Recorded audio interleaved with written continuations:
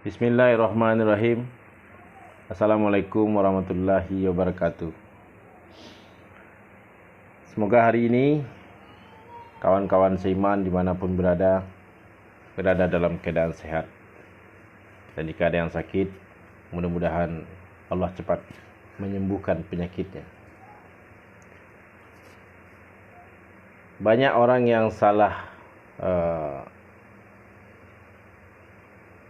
menyampaikan ucapan atau berbicara kepada Tuhan. Contohnya itu, semoga Allah cepat mengangkat penyakit saya. Ini bagi orang yang sakit.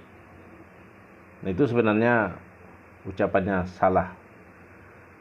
Kalau Tuhan itu dikatakan semoga cepat mengangkat, berarti Tuhan itu menanam. Kalau Tuhan itu menanam penyakit ke diri seseorang, berarti Allah itu tidak Rahman dan Rahim. Sedangkan Allah itu memiliki sifat Rahman dan Rahim. Jadi dia tidak akan menanamkan penyakit ke dalam tubuh setiap makhluk yang dia ciptakan, apalagi manusia. Hanya manusia satu-satunya yang mengaku atau yang berani mengakui bahwa dia itu hamba Allah.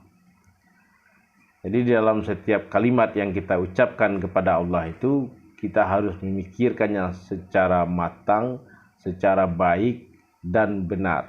Apakah benar kata-kata ini pantas saya ucapkan kepada Tuhan atau tidak? Itulah gunanya mengintrospeksi diri. Jika kita itu terkena penyakit, khususnya kalau umur sudah di atas 40 tahun, itu sudah mulai banyak penyakit. Kolesterol, gula, asam urat, darah tinggi, dan banyak lagi penyakit yang berbahaya seperti kanker, diabetes. Dan penyakit-penyakit itu bukan diberikan oleh Tuhan. Tuhan tidak pernah memberikan keburukan kepada kita, khususnya manusia, walaupun sedikit.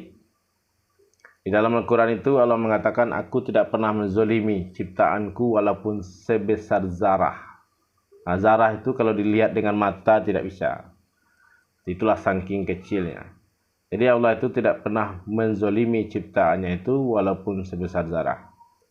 Jadi kalau kita itu terkena penyakit, itu murni hasil perbuatan kita sendiri. Nah, saya mau ngasih tip nih sama orang-orang, semua saudara ataupun saudari, bapak-bapak atau ibu-ibu yang sudah berumur 40 tahun lebih. Nah, itu pola makannya harus dijaga kalau pengen sehat. Nah, kalau yang sudah terkena penyakit, itu diperiksa ke dokter apa penyakitnya itu, dan terus tanyakan kepada dokter itu apa saja pantangannya. Nah, pantangannya itu jangan dimakan. Dimakan obatnya, diminta obatnya sama dokter, dan kemudian pantangan dari penyakit itu jangan dimakan kalau ingin sembuh. Kalau pantangannya dimakan, obat dari dokter itu juga dimakan, nah itu sama dengan bunuh diri. Itu racun ketemu racun di dalam tubuh kita, itu akan menimbulkan penyakit yang baru. Itulah yang disebut penyakit komplikasi. Nah, kalau ibu-ibu, bapak-bapak yang sudah umur 40 tahun lebih mau mandi, itu masuk ke kamar mandi, jangan langsung menyiram kepala. Nah, itu nggak boleh, itu berbahaya. Jadi kalau masuk kamar mandi itu, yang pertama itu yang harus dibasahi 2 telapak tangan. Dibasahi dulu, dicuci, dapat disabunin, habis itu kaki. Kaki itu disiram, disabuni, disikat, kemudian disiram sampai ke dengkul. Nah, setelah itu disiram lagi tangan sampai ke siku. Disiram boleh, digosok pakai sabun juga boleh. Kemudian baru gosok gigi. Nah, setelah gosok gigi baru cuci muka. Nah, setelah cuci muka, siram lagi badan itu sampai ke pinggang. Dari bawah disiram sampai ke pinggang. Untuk apa gunanya itu dilakukan? Biar darah itu tidak naik ke kepala secara spontan. Kalau kita masuk ke kamar mandi, kemudian menyiram air langsung ke kepala, itu enak sesaat itu. Kepala ini kena air, dingin, sejuk, akhirnya darah yang di bawah itu lari ke atas. Karena pembuluh darah ini sempit, karena darah itu naik semua, akhirnya pembuluh darah itu pecah. Setelah pembuluh darah itu pecah, maka orang yang di atas umur 50 tahun itu akan terjatuh. Jadi bukan dia terjatuh baru pembuluh darah itu pecah, tapi duluan pembuluh darah itu pecah, baru kemudian dia terjatuh. Akhirnya terjadilah stroke. Makanya stroke itu jarang bisa disembuhkan. Karena apa? Karena pembuluh darahnya itu sudah pecah. Jadi darahnya itu sudah mencar kemana-mana. Nah, jadi untuk menghindari penyakit stroke atau pecahnya pembuluh darah itu harus memakai trik mandi tadi. Usahakan yang dibasuh atau yang dibasahi itu dari kaki dulu. Dari kaki sampai ke pinggang, dari pinggang baru naik sini. Nah, baru yang terakhir baru kepalanya dicuci. Setelah semua anggota tubuhnya itu basah. Jadi ketika kepala ini disiram air, darah yang ada di bawah ini tidak naik lagi ke atas. Karena dia sudah mendapatkan sejuknya air. Nah, itulah kunci sederhana itu.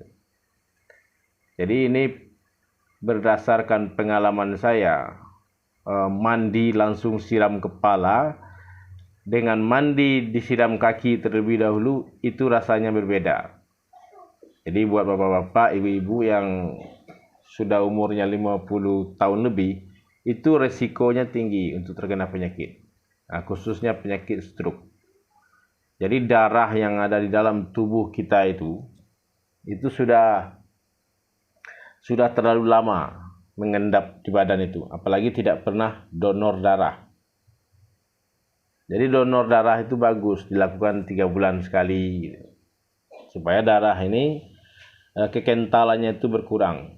Karena setiap makanan yang kita makan itu akan menghasilkan 1 tetes darah. Nah, setiap tetes darah itu akan digabungkan dengan darah yang lama. Dan darah yang lama itu akan dibuang keluar lagi melalui keringat. Nah, kalau kita tidak pernah olahraga, maka keringatnya itu tidak keluar. Akhirnya terjadilah pengentalan darah.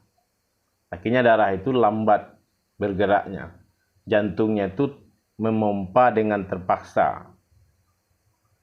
Jadi penyakit itu diciptakan oleh kita sendiri, bukan diberikan oleh Allah. Jadi kalau kita berdoa kepada Allah, harus hati-hati berdoa kepada Allah. Ya Allah, ya Tuhanku, tolong angkat penyakit saya. Itu salah doanya. Karena Tuhan itu tidak pernah menanam.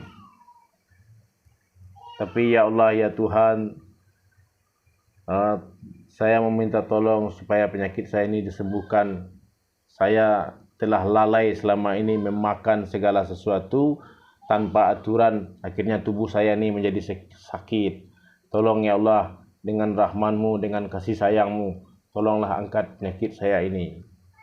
Nah, itu dianggap Tuhan itu, orang itu sadar di dalam berdoa. Jadi di dalam hidup itu kita harus banyak sadarnya. Jangan selalu menyalahkan, apalagi menyalahkan Tuhan. Itu sangat tidak boleh. Itulah uraian singkat dari saya. Mudah-mudahan ada manfaatnya. Assalamualaikum warahmatullahi wabarakatuh.